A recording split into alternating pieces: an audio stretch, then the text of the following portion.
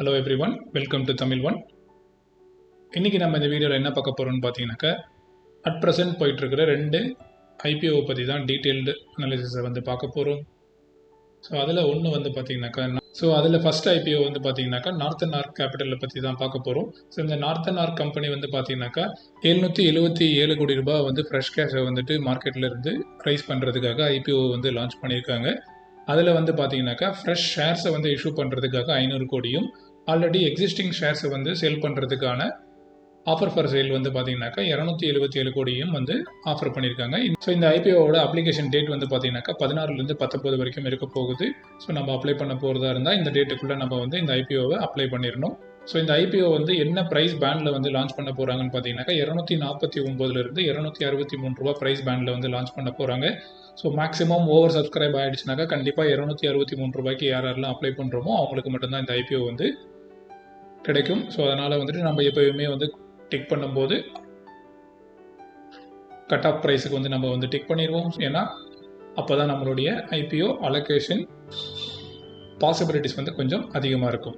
So அடுத்ததாக வந்து பார்த்தீங்கன்னாக்கா ஒரு லாட்டுக்கு 57 ஷேர்ஸ் வந்து நம்ம வந்து கண்டிப்பாக வந்து பை பண்ணியே ஆகணும். ஸோ ஒரு லாட் நம்ம அப்ளை பண்ணுறதா இருந்தால் நம்மக்கிட்ட 14,991 ரூபாய் இருந்தால் நம்மளால் ஒரு லாட் வந்து அப்ளை பண்ண முடியும். அதே நம்ம வந்துட்டு ரீட்டைல் இன்வெஸ்டர்ஸ் மினி ஹெச்என்ஐ கிளைண்டாக இருந்தால் நம்ம வந்துட்டு 14 லாட் வந்து அப்ளை பண்ணலாம். அதே வந்து ஹை ஹெச்என்ஐ கிளைண்டாக இருந்தால் நம்ம 67 லாட் வந்து நம்ம வந்து அப்ளை பண்ணலாம். அடுத்ததாக இந்த ஐபிஓவை நாம் அப்ளை பண்ணலாமா வேண்டாமான்னு சொல்லி டிசிஷன் எடுக்கிறதுக்கான இம்பார்ட்டன்ட் டேட்டாவை வந்து பார்த்துடலாம். ஸோ இந்த ஐபிஓவை அப்ளை பண்ணுறதுக்கு முன்னாடி நம்ம வந்து ஃபஸ்ட்டு வந்து பார்க்கணும், இந்த கம்பெனி வந்து ப்ராஃபிட்டபிள் கம்பெனியா அப்படின்னு சொல்லி பார்க்கணும். அந்த ப்ராஃபிட்டபிள் கம்பெனியை பார்க்குறதுக்கு முன்னாடி நம்ம ஸோ அந்த ப்ராஃபிட்டபிள் கம்பெனியா இல்லையான்னு பார்க்குறதுக்காக நம்ம இங்கே அனலைஸ் பண்ண போகிறோம். லாஸ்ட் 3 இயரோட ஃபினான்ஷியல் டேட்டாஸை வந்து நமக்கு வந்து கொடுத்துருக்காங்க. ஸோ மார்ச் 2022 எண்டில் வந்து பார்த்தீங்கன்னாக்கா இந்த கம்பெனி 181.94 கோடி வந்து ப்ராஃபிட் பண்ணியிருக்காங்க. அதே மாதிரி வந்து பார்த்தீங்கன்னாக்கா அடுத்த ஃபினான்ஷியல் இயரில் 242 கோடிக்கு வந்து ப்ராஃபிட் பண்ணியிருக்காங்க.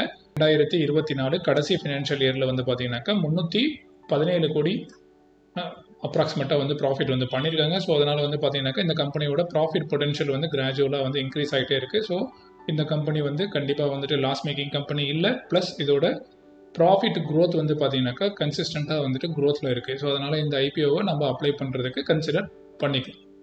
கம்பெனிக்கிட்ட ப்ராஃபிட் இன்க்ரீஸ் ஆகிறது மட்டும் இல்லாமல் இந்த கம்பெனிக்கிட்ட அசட்ஸ் வந்து க்ரோ ஆகிட்டு இருக்கு. அசட்ஸ் வந்து பார்த்தீங்கன்னாக்கா 2022 இதோட அசட்ஸ் வந்து ஒரு 7,975 கோடியாக இருந்த அப்ராக்சிமேட்டாக 74 கோடியாக இருந்த அசெட் வந்து பார்த்தீங்கன்னாக்கா அடுத்த வருஷம் 9,371 கோடியாக அசெட் வந்து இன்க்ரீஸ் ஆகிருக்கு. அதுக்கப்புறம் வந்து பார்த்தீங்கன்னாக்கா 11,707 கோடி 2024 அசெட்ஸ் வந்து இன்க்ரீஸ் ஆகிருக்கு. ஸோ கண்டிப்பாக இந்த கம்பெனி வந்து நல்ல ஒரு ப்ராஃபிட் மேக்கிங் கம்பெனியாக இருக்கிறதுனால தான் நல்ல அசெட்ஸை வந்துட்டு அதால் வந்து பை பண்ணி வைக்க முடியுது. ஸோ இந்த கம்பெனியை அப்ளை பண்ணுறதுக்கு இதுவும் ஒரு செக்லிஸ்ட்டாக நமக்கு வந்துட்டு பாசிட்டிவ் செக்லிஸ்ட்டாக தெரியுது.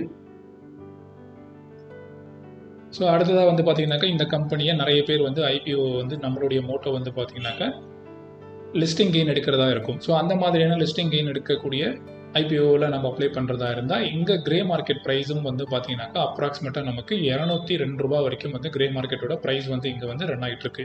ஸோ 202 ரூபா வந்து பார்த்தீங்கன்னாக்கா அப்ராக்சிமேட்டாக 76% லிஸ்டிங் கெயின் வரதுக்கான வாய்ப்புகள் இருக்குது. ஸோ அதனால் இந்த ஐபிஓ லிஸ்டிங் கெயினுக்காக அப்ளை பண்ணக்கூடிய பார்ட்டிசிபென்ட்ஸ்க்கும் வந்து பார்த்தீங்கன்னாக்கா நல்ல ப்ராஃபிட் கொடுக்கறதுக்கான பாசிபிலிட்டிஸ் நல்லா இருக்குது. ஸோ அதனால் இந்த ஐபிஓவை நம்ம கன்சிடர் பண்ணுறதா இருந்தால் தாராளமாக வந்து கன்சிடர் பண்ணலாம். நான் இந்த ஐபிஓவை அப்ளை பண்ண போகிறேன்னா இல்லையான்னு சொல்லி தெரிஞ்சுக்கிறதுக்கு முன்னாடி அடுத்ததாக வரக்கூடிய ஐபிஓவை நம்ம அனலைஸ் பண்ணிவிட்டு ஸோ 2 ஐபிஓவில் எந்த ஐபிஓவை நான் அப்ளை பண்ண போகிறேன் அப்படின்னு சொல்லிட்டு கடைசியில் நம்ம பார்த்துக்கலாம். ஸோ இது வரைக்கும் வீடியோவை லைக் பண்ணாமல் பார்த்துட்டு இருக்கீங்கன்னாக்கா வீடியோக்கு ஒரு லைக் பண்ணிட்டு பாருங்கள். அடுத்ததாக வந்து பார்த்தீங்கன்னாக்கா ஆர்கேடா டெவலப்பர்ஸ் இந்த கம்பெனியோட ஐபிஓ வந்து பார்த்தீங்கன்னாக்கா இதே சேம் டேட்டில் வந்து லான்ச் ஆகுது. 16 to 19 வந்து அப்ளிகேஷன் வந்து ஓப்பனாக இருக்கும். அடுத்ததாக வந்து பார்த்தீங்கன்னாக்கா இந்த ஐபிஓ 121 to 128 ப்ரைஸ் பேண்டுக்குள்ளே வருது. ஸோ இது வந்து பார்த்தீங்கன்னாக்கா ஒரு கம்ஃபர்டபுளான ப்ரைஸ் பேண்டுக்குள்ளே தான் வருது.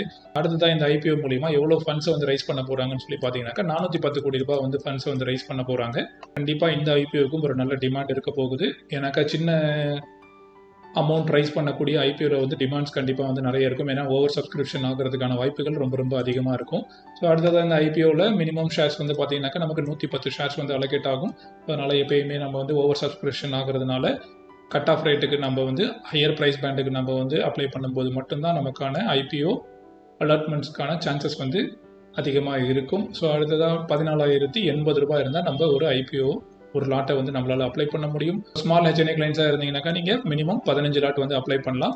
பிக் ஹெச்என்ஏ கிளைண்ட்ஸாக இருந்தீங்கன்னா நீங்கள் 72 லாட்ஸுக்கு வந்து நீங்கள் வந்து அப்ளை பண்ணலாம். கம்பெனியோட ஃபினான்ஷியல்ஸை வந்து பார்த்துடலாம். இந்த ஃபினான்ஷியல்ஸ் வந்து பார்த்தீங்கன்னாக்கா கன்சிஸ்டண்ட்டாக இவங்களும் வந்து ப்ராஃபிட் பண்ணியிருக்காங்க. 2022 149 கோடி ப்ராஃபிட் பண்ணிட்டு இருந்த கம்பெனி, அதுக்கப்புறம் 2023 200 கோடி ப்ராஃபிட் பண்ணியிருக்காங்க. அதுக்கப்புறம் 2024 323 கோடி வந்து ப்ராஃபிட் பண்ணியிருக்காங்க. ஸோ கண்டிப்பாக இந்த கம்பெனிலையும் ஒரு பொட்டென்ஷியல் க்ரோத் வந்து இருக்குது. அதே மாதிரி இவங்களுடைய அசட்ஸும் வந்து பார்த்தீங்கன்னாக்கா கன்சிஸ்டண்ட்டாக வந்து க்ரோத் வந்து காட்டிட்டு இருக்காங்க. ஸோ இந்த கம்பெனியும் வந்து ஓரளவுக்கு டீசெண்டான கம்பெனி தான். ஸோ இதுலேயும் நம்ம வந்து இன்வெஸ்ட் பண்ணுறதா இருந்தால், லிஸ்டிங் கெயின்காக இன்வெஸ்ட் பண்ணுறதா இருந்தால் நம்ம வந்து தாராளமாக இன்வெஸ்ட் பண்ணலாம். ஸோ அதுக்கு முன்னாடி நம்ம கிரே மார்க்கெட்டில் என்ன ப்ரைஸஸ் வந்து ரன் ஆகிட்டு இருக்குன்னு பார்த்துடலாம். ஏன்னா லிஸ்டிங் கெயினுக்காக அப்ளை பண்ண போகிறவங்களுக்கு இம்பார்ட்டண்டான விஷயம் வந்து பார்த்தீங்கன்னாக்கா கிரே மார்க்கெட் ப்ரைஸ். ஸோ அது என்ன பர்சன்டேஜில் வந்து லிஸ்ட் ஆக போகுதுன்னு சொல்லிட்டு நம்ம அடுத்த ஸ்லைடில் பார்த்துடலாம். ஸோ கிரே மார்க்கெட் ப்ரைஸஸ் வந்து இங்கே வந்து பார்த்தீங்கன்னாக்கா கிட்டத்தட்ட 86 ரூபாய் வந்து லிஸ்டிங் கெயினாக இருக்குது. ஸோ 86 ரூபாய் லிஸ்டிங் கெயினாக இருக்குனாக்கா கண்டிப்பாக நமக்கு வந்து ஒரு 67% வந்து லிஸ்டிங் கெயின் இன்றைக்கி ஈவினிங் வரைக்கும் இந்த லிஸ்டிங் கெயின் வந்து நமக்கு வந்து கிடைக்க போகுது. ஸோ இது வந்து லிஸ்டிங் கெயின் வந்து ஒரு அப்ராக்சிமேட் வேல்யூ தான். ஸோ இது வந்து கூடவும் செய்யலாம், குறையவும் செய்யலாம். லிஸ்டிங் கெயின் அன்றைக்கி கண்டிப்பாக வந்துட்டு இது வந்து எந்த ஒரு ஃபிக்ஸ்டு ஃபிகர்ஸும் இல்லை. ஸோ அதனால் வந்துட்டு இந்த ஐபிஓவும் நம்ம அப்ளை பண்ணுறதா இருந்தால் தாராளமாக அப்ளை பண்ணலாம். ஸோ அடுத்ததாக நான் எந்த ஐபிஓவை அப்ளை பண்ண போகிறேன்னு சொல்லி பார்த்தீங்கன்னாக்கா கண்டிப்பாக நான் நார்த்தன் கேபிட்டல் ஐபிஓவும் அப்ளை பண்ண போகிறேன். அடுத்ததாக ஆர்கேடா டெவலப்பர்ஸோட ஐபிஓவும் அப்ளை பண்ண போகிறேன். ரெண்டுத்துலேயுமே லிஸ்டிங் கெயின் வந்த உடனே கண்டிப்பாக என்னுடைய 50% ஹோல்டிங்ஸை நான் வந்து செல் பண்ணிவிட்டு மீதி இருக்கிற ஹோல்டிங்ஸை லாங் டர்ம்காக ஹோல்டு பண்ண போகிறேன். ஸோ இவ்வளோ தான் இந்த வீடியோவில். இந்த வீடியோ பிடிச்சிருந்தா கண்டிப்பாக ஒரு லைக் பண்ணுங்கள். வேறு ஏதாவது கமெண்ட்ஸ் இருந்தால் கமெண்ட் செக்ஷனில் கமெண்ட் பண்ணுங்கள். மீண்டும் நல்ல ஒரு வீடியோவில் சந்திக்கலாம். நன்றி, வணக்கம்.